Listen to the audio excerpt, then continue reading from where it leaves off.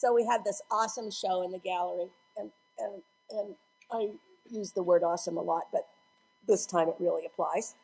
It's a pretty terrific show. James Prosek is a native Connecticut boy.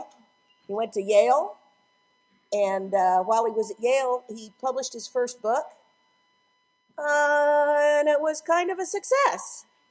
He's published a lot of books. I think this is the first book that he published. There's a whole mess of them.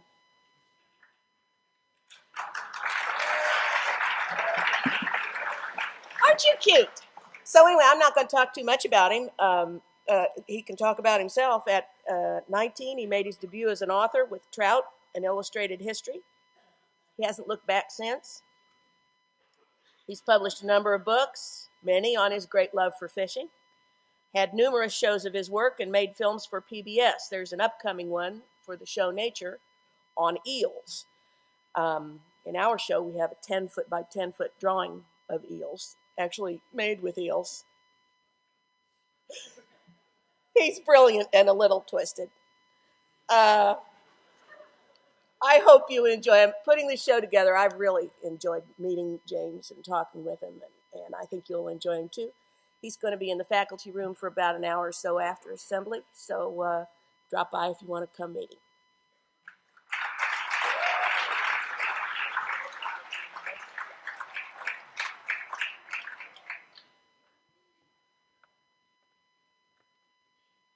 Good morning. I'm trying to figure out when I should stop talking. Okay. Well, it's a great pleasure to be here. Thank you, Louetta. What a beautiful school. I grew up in Easton, Connecticut, which is not that far from here in southwestern Connecticut. I live now a couple houses down from the house where I grew up on the same street, so I haven't gone that far. I went to a nice public school in Easton. It's a small town, so we share our high school with the neighboring town, Reading. But it's nothing like this. It's a beautiful place, and it's a privilege to show here. Thanks, Louetta and Willie, or however you know your headmaster. Well, I guess I'm going to talk a little bit about myself now. Some of my art's hanging in the gallery. If you've seen it, this swordfish is hanging in there.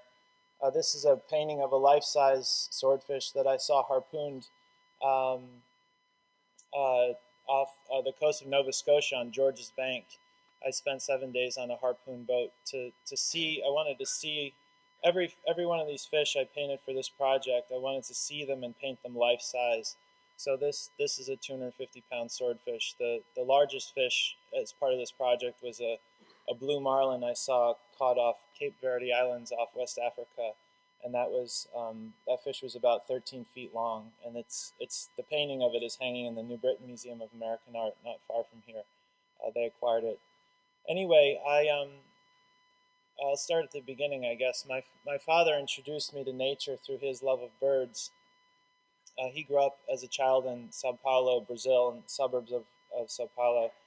And when he moved to this country at 12 years old, he brought that love of birds with him. He ended up somehow in Connecticut after retiring from the Merchant Marines. He sailed on a ship for a living for about 15 years and then became a school teacher and started teaching about astronomy. But he introduced me to nature through his love of birds, which he fell in love with as a child in South America, and brought that love of birds with him to this country. And he used to bring home volumes of Audubon's paintings of the birds of North America home from the local library. If you've ever seen Audubon's paintings, the birds are kind of contorted, and he struggled to fit tall birds like herons within the confines of the page. But his methods were he would shoot the bird and then pin them on a board and sort of wire them up in positions he liked and paint them. And I was really captivated by these paintings. I think I liked the paintings of the birds in this book more than the actual birds in the woods that my father showed me. And I love the idea that you could capture a living, ecstatically colorful creature within the pages of a book. So around the age of 9, a friend of mine introduced me to fishing. We did a lot of walking in the woods and bird watching as a kid, and I think my personal transition from birds to fish happened around the age of 9 when my mother left home. I think I associated her with some of the places we walked in the woods and stuff. And then when my friend Steven, who was a real troublemaker at school, introduced me to fishing, he couldn't really function very well in school, but on the stream he was, he was like an angel. He was really effective fisherman. I don't know if angels fish, but he was he was different than he was at school. I'll say that much. He was like the worst kid, but anyway, he all the teachers hated his guts, but he taught me a lot about fishing, and his uncle Stanley tied flies and taught me how to tie flies to go fly fishing for trout. And about 10 years old, he took me. We used to trespass. We grew up on the edge of this drinking water reservoir called the Easton Reservoir, and you're not allowed to go on the land around the reservoir. But we, of course, to us, it was our own private wilderness area, and the best fishing, of course, is where it's illegal to fish. So he took me to this little stream that goes into the north end of the Easton Reservoir, and I caught my first native brook trout. And I thought, wow, this is the most beautiful creature I've ever seen. These brook trout, I don't know how many of you have ever seen one, but they have these beautiful red spots with blue halos and yellow spots and all kinds of interesting colors, purples and reds. And it looked like a tropical fish living in this stream near my house, and I was completely overwhelmed by that experience. And my paintings turned from birds, which I was copying from Audubon's paintings, to fish. And I went to the local library looking for a book on the trout of North America, and I couldn't find one. So at about 11 years old, I thought, well, I'll make the book on the trout of North America. And I started writing letters to departments of wildlife around the country. This is before the internet, believe it or not. So some of them are handwritten letters to places like Wyoming, Nevada, where I knew there were cold streams and possibly native trout.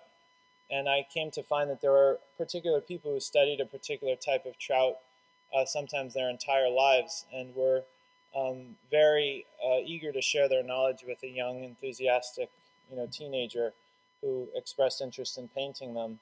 So I started collecting a lot of information and compiling a list of the trout of North America to the best of my abilities. In the process, I realized that nobody could agree on how many trout there were, because a lot of times nobody can agree on where to divide nature, and how do you cut all this fluid diversity into discrete units and name it. So that's become an obsession of mine too, how we name and order the natural world. But I won't get into that too much right now because I only have like 6 more minutes or something. But anyway, so I wanted to make this book on the trout of North America, and by the time I was a freshman in college, I had put together a list of about 70 fish and painted them, and I sent out 10 proposals to 10 publishers to do a book on the trout of North America. I was studying as an undergraduate to become an architect. I was actually majoring in English because I wanted to go to graduate school in architecture, so I thought I'd do something else as an undergraduate. And so I sent out 10 proposals January of my freshman year, was rejected from 9 of them. The proposal just consisted of color copies of some of my paintings and a description of some of the fish, and then got rejected from 9 of the 10, but got a positive inquiry from an editor's assistant at Alfred Knopf, a publishing house in New York, a division of Random House, and came into the office of this editor as a freshman, kind of very naive, and we sat down for like 2 hours in his office just talking. He didn't even mention my proposal the whole time. He was kind of a tough guy from out west. His name was Gary Fiskajohn. This editor wore cowboy boots in his office and smoked. He was smoking unfiltered Camel cigarettes in this non-smoking building, and total disregard for everything. And he didn't even mention my proposal the whole time. And then we were walking out to the elevator, and I was like, well, what about the trout book I proposed? And he's like, yeah, I'll call you. And I didn't hear from him for like a couple months. But eventually the book came out. My junior year at Yale, and it was called Trout, an Illustrated History. And it was paintings of 70 trout from around North America. Just really a catalog of diversity, but more so a catalog of a childhood passion for this fish that I can't explain at all. I mean, why would somebody be completely passionate about trout and nothing else for 2 decades? But who can explain anything in life, right? But this sort of sent me on a little journey that I am still on today. I mean, I'm really still doing the same thing I was doing when I was 5 years old or 6 years old, drawing, and later in life at 9, writing in my journal. I still keep a journal. And now a side benefit of what I do is I get to travel a lot for my work. The second book I did was a book of paintings of the trout of Europe, Asia, and North Africa. So I spent 6 or 7 years traveling through remote parts of Central Asia, Kyrgyzstan, Mongolia, all kinds of. That was a Japanese trout. This is the headwaters of the Euphrates in eastern Turkey. Actually, when I was an undergraduate at Yale, they have all these travel fellowships you can apply for travel between junior and senior year or whatever. So I applied to go to eastern Turkey, to the headwaters of the Tigris River to see if there were trout there, because we were reading Milton's Paradise Lost in class, and it mentioned that the Tigris River bubbled forth near the Tree of Life in the Garden of Eden. And I thought, wow, if it's bubbling up from the ground, it must be cold water and there must be trout living there. So it's always daydreaming about trout. And so I thought, wow, it'd be cool so I applied to try to catch a trout in what was once Eden in the headwaters of the Tigris. And then I kept thinking, well, no, the fate for mankind was, and all the animals, was this giant flood. And they say that Mount Ararat in eastern Turkey is where, the floodwater stopped and Noah parked the boat on top of the mountain. And then I kept thinking, well, God must have really liked fish, because he chose a fate for every other animal that would exclude the fish, because of course the fish survived. Noah didn't have to take the fish into aquariums on the ark, to save them. Anyway, this is where my mind goes all the time. This is a trout. We were the first to photograph trout from the headwaters of the Tigris River. Incidentally, I didn't get the travel fellowship at Yale, I think because they were concerned for my safety, because there was a lot of fighting going on between the Turkish military and the Kurdish guerrillas in southeastern Turkey near the Iraqi border. But I did get a fellowship to travel in the footsteps of Isaac Walton, who wrote The Complete Angler, this 17th century fishing book. And I ended up writing my senior thesis about that, which later became a book. But after I graduated in 1997, I drove with this guy from southern Austria we drove from Austria all the way to the Iraqi border and found fish in the headwaters of the Tigris River. These are trout from Japan. This is a Mongolian rental car. Very efficient. So, it was very strange. I had this passion for trout and followed it, and it became this sort of lens through which I began to see the entire world. It wasn't about trout anymore. It was about everything. And fishing is one of those strange universal things that people do everywhere in the world. So I would meet people like this kid in Mongolia that I couldn't even talk with, who was fishing for grayling in this beautiful stream. And then I began to wonder, well, why the hell do I draw fish at all? What's the impulse to draw anything? And I started becoming interested historically in some of the earliest drawings that we know about. These particular drawings in the caves of Lascaux and Chauvet in the Pyrenees or wherever they are. And I became interested in other things. In my art now, I'm interested in this period of time when people first started going abroad, when they had the technology, these merchant ships, to go into the tropics and stuff and bring back spices. And they brought back all these specimens of different animals that artists in Northern Europe had never seen before, and they're painting them from rumors and from flaccid skins and dead animals, and they made up a lot of stuff. During that time, they'd get a skin of a bird from New Zealand, from like New Guinea or something, and try to imagine what it looked like in life. And of course, it'd be like this wacky creature. But then I realized that the process I went through in painting these trout was not very different. This book is about 80% imagination probably, and about 20% reality, because I was drawing these things. I'd never seen most of them. I was drawing them from bad color photographs or even descriptions in old books. Some of the fish in this book are now extinct, so I kind of had to make them up. But when I was making it, I thought I was really trying to depict them as accurately as possible. This is the first drawing of a European made of a rhinoceros, and it was made from just rumors of what they looked like, and it's a pretty damn good drawing. I think it looks better than real rhinoceri, but I forgot the Taft's mascot is the rhinoceros, so that's appropriate. And people started assembling all these objects that were coming from the tropics into these collections they called cabinets of curiosity, and which eventually became natural history museums. Some of my later works, I combined my passion for birds and fish, and also my interest in how we name and order the natural world. And these are creatures that literally became their names in protest of being named, because naming is a way we have of trying to control nature. So we see a fish that has a hard sort of mouth for crunching coral, and we call it a parrotfish. So I painted a literal depiction of the parrotfish and the turtle dove and a duck trout, whatever that is. This is a sailfish.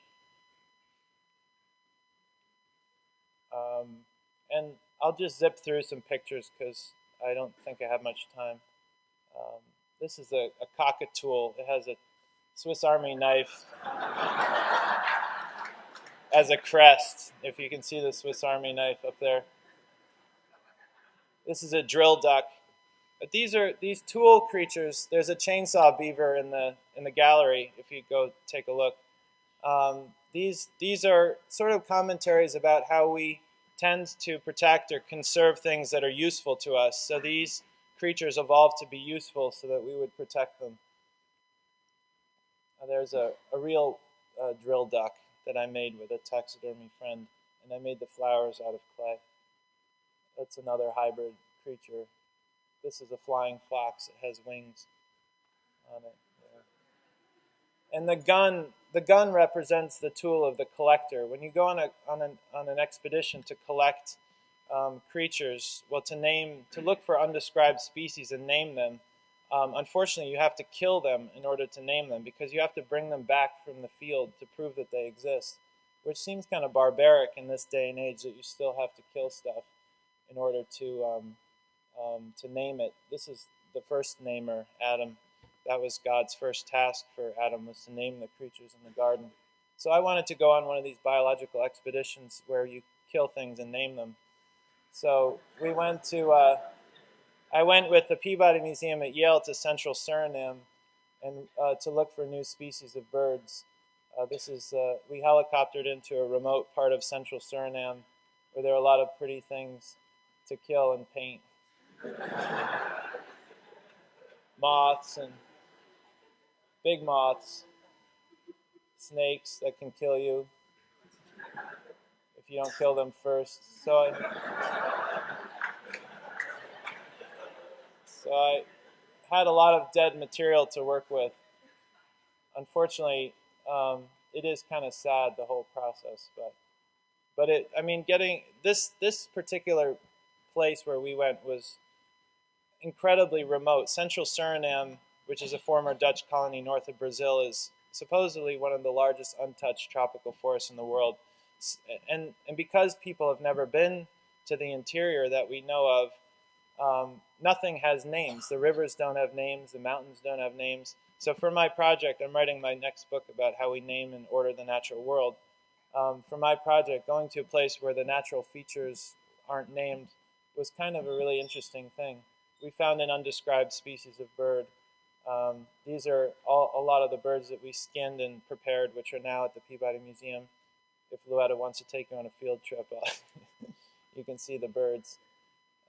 But when a bird first dies, it has all, or when it's alive, it has these colors like around the eye that fade after a couple hours after they're dead, and the colors in the beak. So just like a fish, that's a painting. I did a bunch of paintings in the field. Just like a fish fades when it dies, birds and snakes also fade, even the colors of the feathers. This one has my name on it because I skinned and prepared it. So this whole process involves people putting their egos on these animals. Their legacy is their name.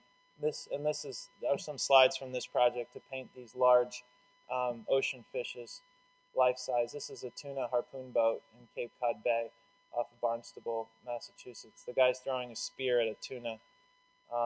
Your headmaster's a big tuna aficionado. If you ever have interest, I hope to go out on a boat with him one day. But you can see the beautiful colors on these fish. When they're first come out of the water, they're just sparkling with colors and light. And they're also reflective. So if you look in the painting I did of the swordfish in the gallery, I painted myself leaning over the eyeball of the swordfish. So these are some of that's in my studio. That's a harpoon boat in Nova Scotia for swordfish. You can see the harpoon went right through the fish. The dorsal fin of the swordfish is over his left shoulder there. And you can see how big that eyeball is. It's crazy. This is Cape Verde Islands off West Africa, where I went to see a big blue marlin to paint for this book. It was we got one about 700 pounds. It was just a massive fish. These are the two guys that caught it. That's me painting it in the studio. And that's the painting hanging in the New Britain Museum right now, and not far from here. Anyway, I think that's about the end of my presentation, but thank you very much.